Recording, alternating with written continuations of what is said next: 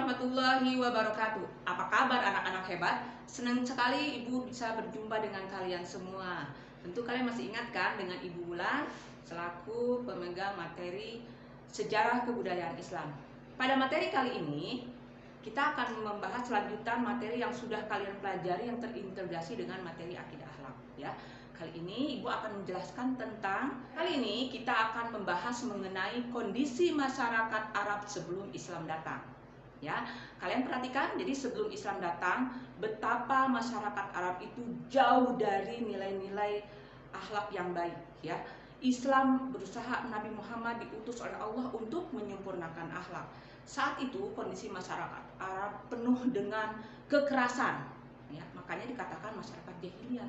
Jahiliyah di sini bukan berarti jahiliyah mereka bodoh dalam ilmu pengetahuan. Justru peradaban Arab itu tinggi ya di bidang sastranya terutama. Tapi mereka itu bodohnya adalah dalam keimanan kepada Allah. Mereka tidak mengenal Allah yang Maha Esa atau Allah yang Allahu Ahad. Ya, mereka menyembah banyak-banyak berhala. Jadi berhala itu mereka sembah, ada yang berhala yang besar sampai Lata, Uzza, Manat ya, dan ratusan berhala-berhala yang lain. Itu titik kebodohannya masyarakat Arab sebelum Islam datang. Nah, Nabi Muhammad diutus oleh Allah untuk meluruskan semua yang salah itu. Sehingga ketika Nabi Muhammad diutus oleh Allah, banyak dari kaum kafir Quraisy yang tidak menyukai kehadiran Nabi Muhammad. Tapi Nabi Muhammad tetap tegar, tetap sabar dan tabah menghadapi semua ujian dan cobaan. Ya. Selanjutnya Nabi Muhammad kemudian diutus untuk berdakwah kepada masyarakat Arab dengan dua tahapan. Yang pertama melalui sembunyi-sembunyi, yang kedua terbuka. Setelah selama 3 tahun dakwah secara sembunyi-sembunyi, banyak korban. Muhammad kemudian diperintahkan oleh Allah untuk berdakwah. Dakwah ini terdiri dari 2 tahapan, dakwah secara sembunyi-sembunyi dan dakwah secara terbuka. Pada dakwah secara sembunyi-sembunyi ini berlangsung selama 3 tahun. Nah, kalian informasi mengenai materi dakwah ini bisa dibaca di buku bahan ajar yang sudah Ibu susun di halaman 5 sampai halaman 8. Ya, kalian tentu sudah memiliki buku bahan ajar ini kan? Nah, di halaman 5 itu dibahas tentang dakwah, tahapan dakwah secara sembunyi-sembunyi, dilanjutkan di halaman ke-6 dan ke-7. Silahkan kamu pelajari lebih lanjut lagi karena di situ banyak hal informasi yang perlu kalian kaji lebih lanjut lagi.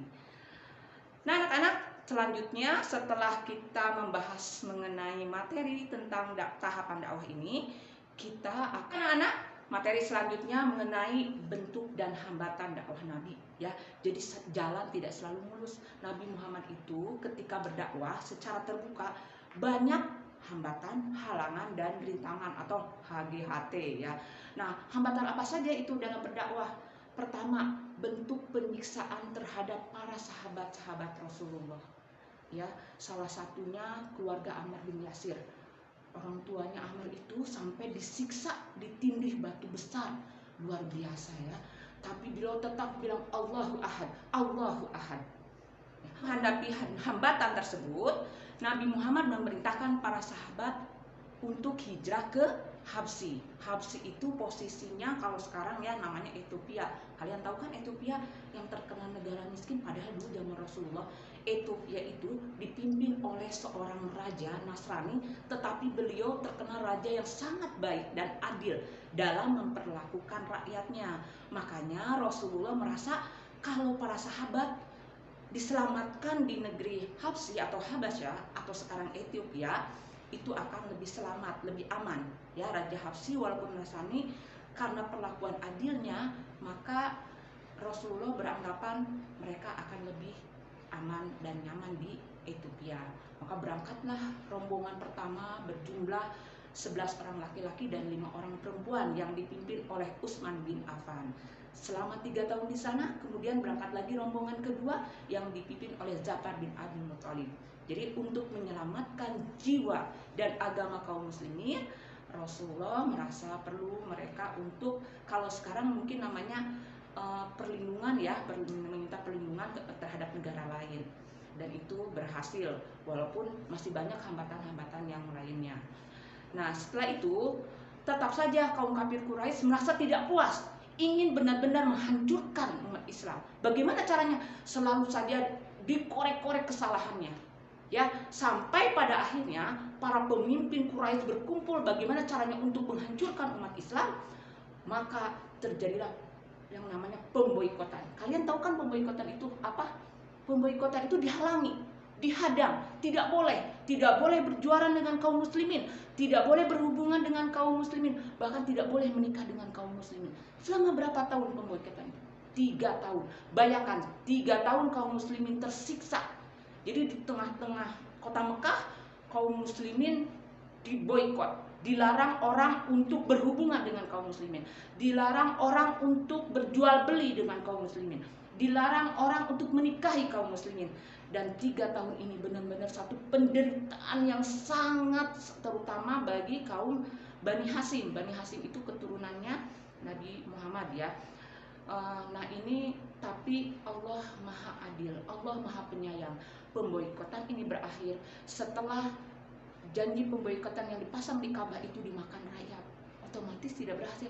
Dan itu para pemuda Quraisy yang mendukung kaum muslimin segera membantu dan menolong, maka berakhirlah penderitaan dari pemboikotan yang terjadi pada kaum muslimin oleh kafir Quraisy yang sangat kejam itu. Nah ini ya, jadi kalian baca lagi lebih jelasnya di halaman 8 mengenai tantangan, hambatan, dan gangguan dakwah ini. Materi selanjutnya, anak tadi tentang hambatan dan tantangan dakwah. Selanjutnya, tentu dari materi ini kalian harus bisa mengambil ibroh atau hikmah dari misi dakwah Nabi yang sudah kalian tadi baca itu. Ya, apa sih hikmahnya dari misi dakwah Nabi ini? Nah, kesungguhan dan kegigihan Nabi Muhammad dalam berdakwah, ya, dengan sifat amanah, tabligh, patonah, itu yang perlu kalian realisasikan dalam kehidupan sehari-hari. Ya, jadi semangat Nabi dalam berdakwah, kesungguhan Nabi dalam berdakwah, kejujuran Nabi, semuanya itu wajib kalian contoh dan kalian teladani. Semoga dengan kalian mencontoh junjungan kita Nabi Muhammad SAW, kalian akan merasakan kedamaian, kalian akan merasakan kebahagiaan yang hakiki. Itu saja materi dari Ibu. Semoga kalian bisa lebih baik lagi. Wassalamualaikum warahmatullahi wabarakatuh.